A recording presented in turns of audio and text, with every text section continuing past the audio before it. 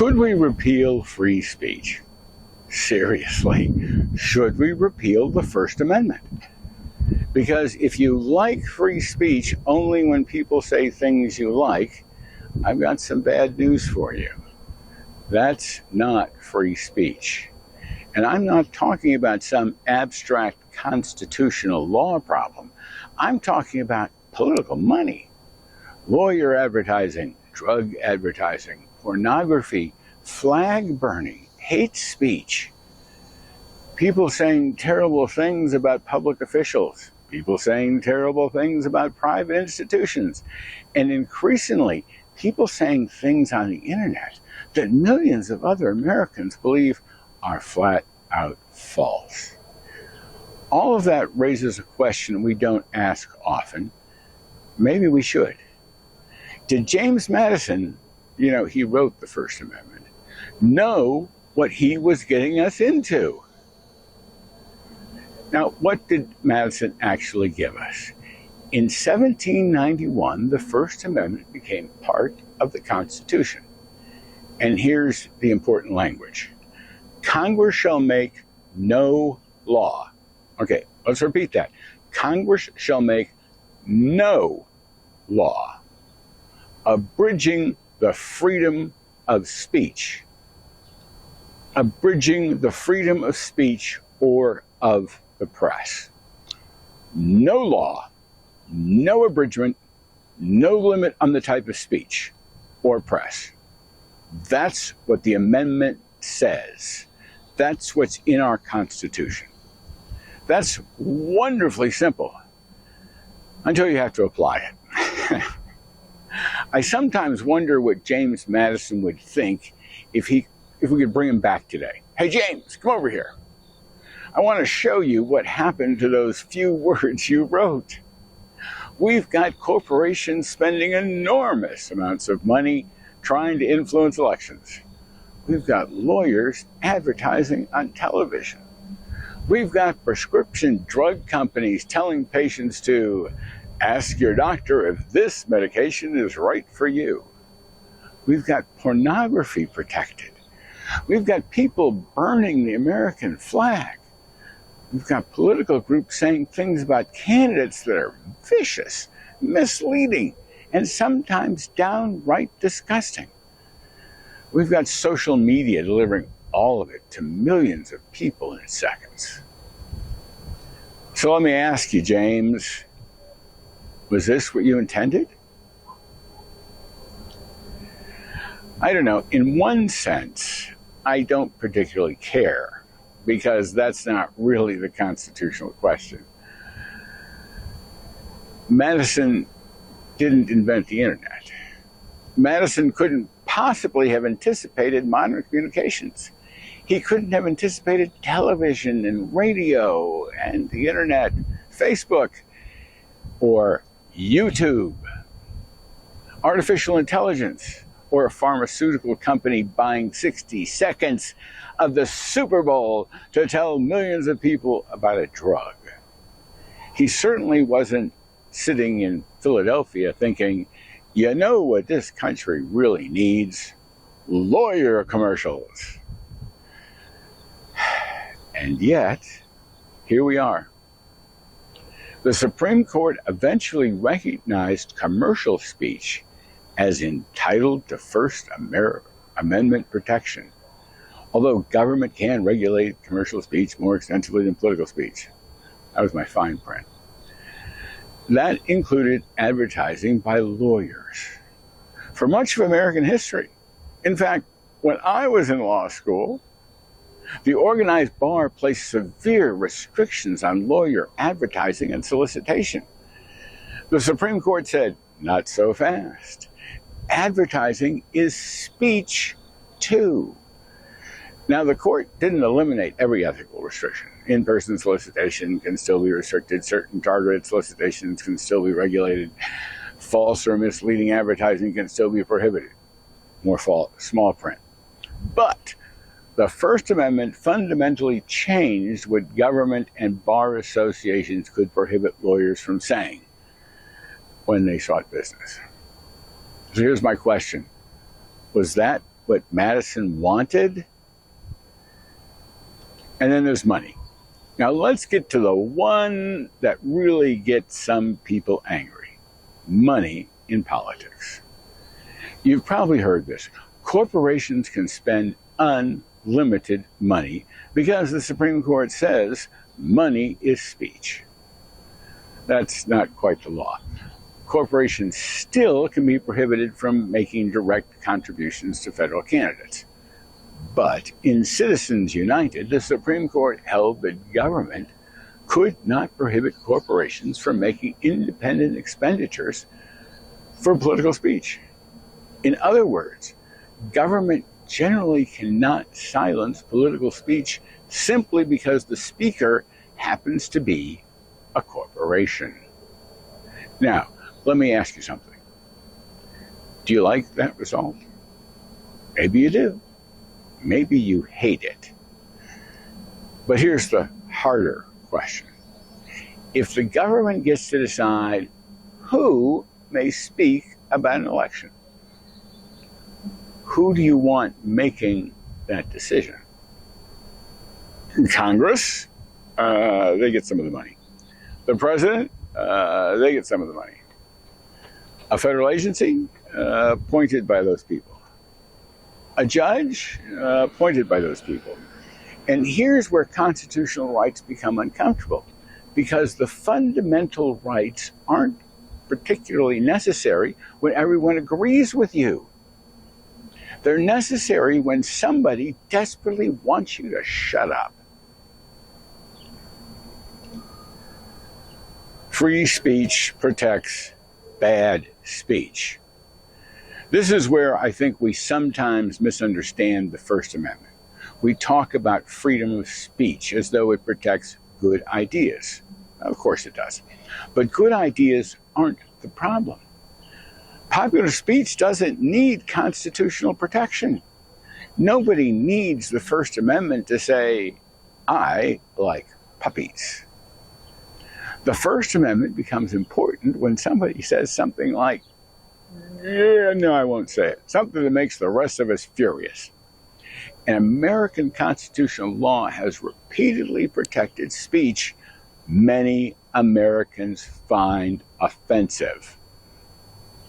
Flag burning, Nazis marching in Jewish neighborhoods, and other political extremism, profanity, offensive demonstrations, some pornography, vicious criticism of public officials, and false statements about public officials can sometimes be protected unless the constitutional standard for defamation says it. Oh, more small print, sorry.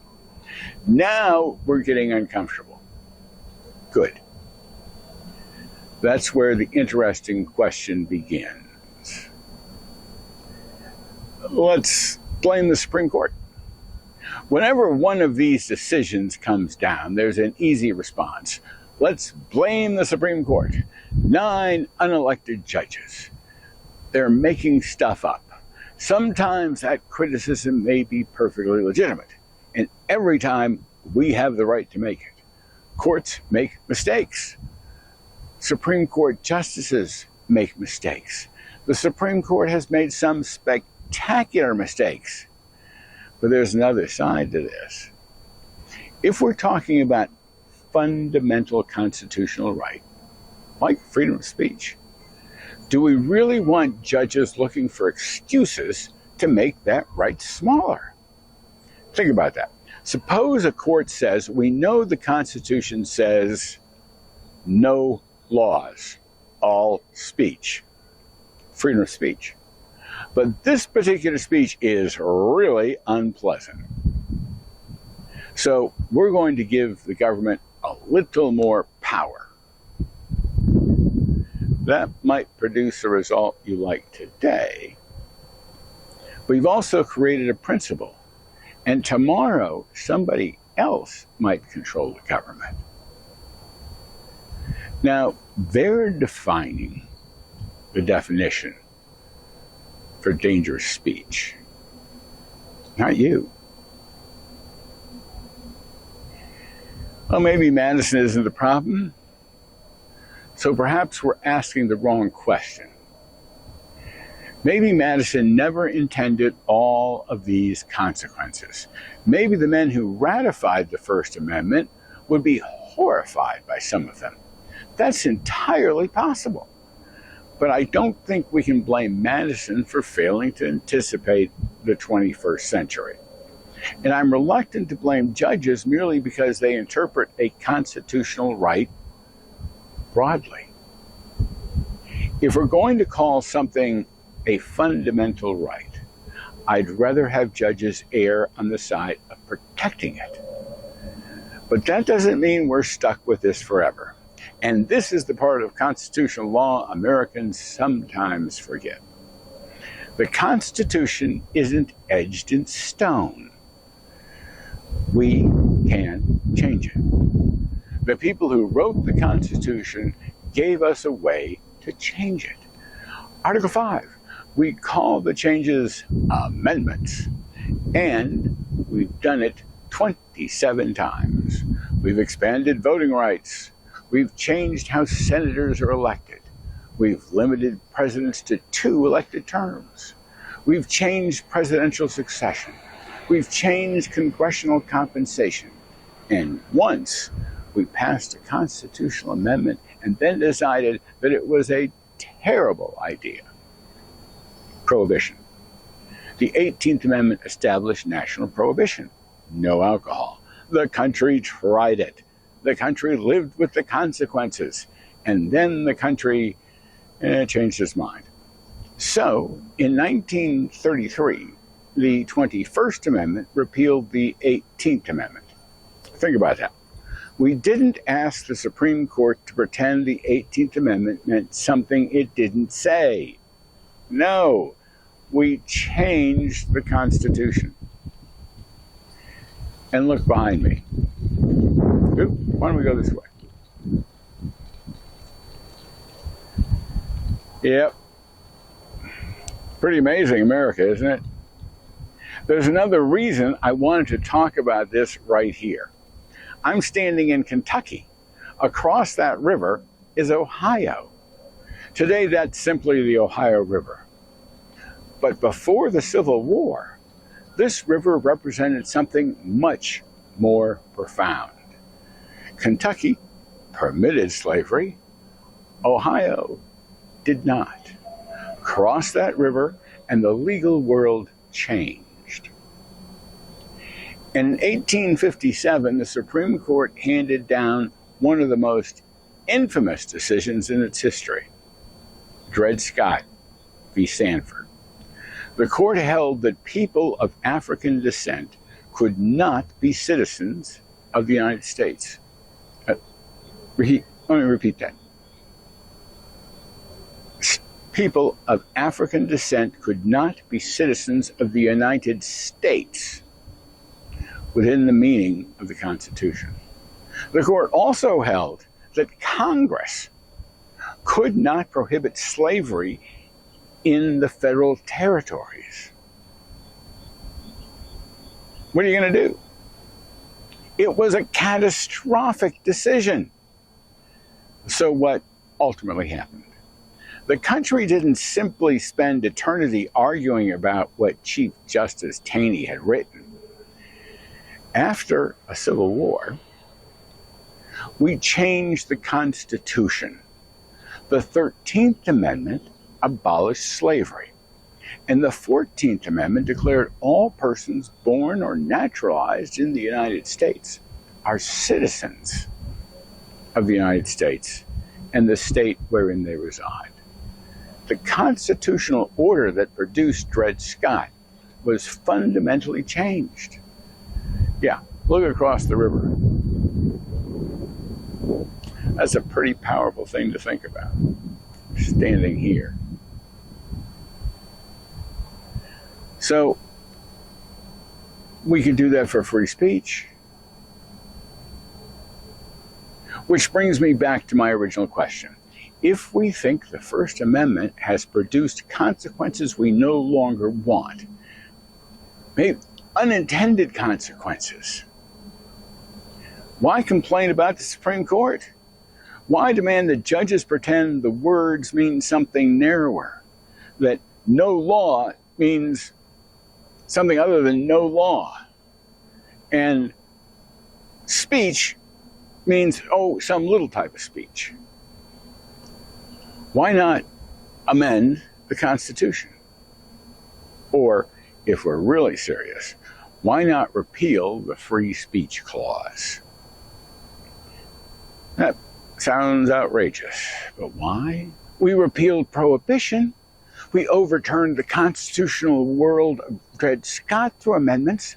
The Constitution belongs to the American people, not James Madison, not the Supreme Court, not even lawyers, all of us.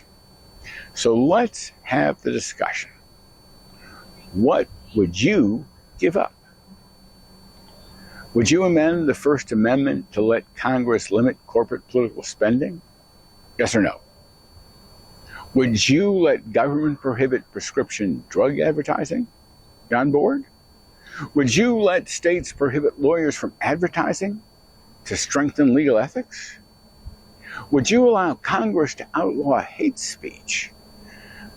Prohibit flag burning? Would you make it easier for public officials to sue their critics who have defamed them? Would you let government prohibit political statements it determines are deliberately false? Maybe you answer yes to one of those, maybe several. Now comes the hard part. Who gets to decide? Because once you give government the power to decide which speech is too dangerous, you don't get to choose forever who runs the government. Your political opponents eventually may get a turn, and they'll inherit the power you gave them. The power to decide what speech is too dangerous. So here's the real test. So I want to conduct a little experiment. Don't just tell me, I support free speech. That's easy. Tell me this. What speech would you remove from the First Amendment protection? Corporate political spending? Hate speech? Pornography? Drug advertising? Lawyer advertising? Flag burning? Defamation protections for criticism of public officials? Deliberately false political speech? Pick one. Or tell me. None of them. And if your answer is none, then you have to live with something else. You have to live with speech you despise. Because that's the bargain. Maybe James Madison didn't anticipate all the bile. Maybe he didn't anticipate corporate election spending, or pharmaceutical advertising, or lawyers on television, or the internet. I certainly don't blame him for that, but I'm also not sure I want judges protecting free speech only when they think the speech is worthwhile. Maybe we have three choices. Live with the consequences, amend the First Amendment, or repeal it. What would you do? And don't just hit the like button. I want the arguments. I want the comments. Should we repeal free speech? Should we amend the First Amendment? Or should we leave those words alone and accept the consequences? Tell me in the comments now, because this one we all need to discuss.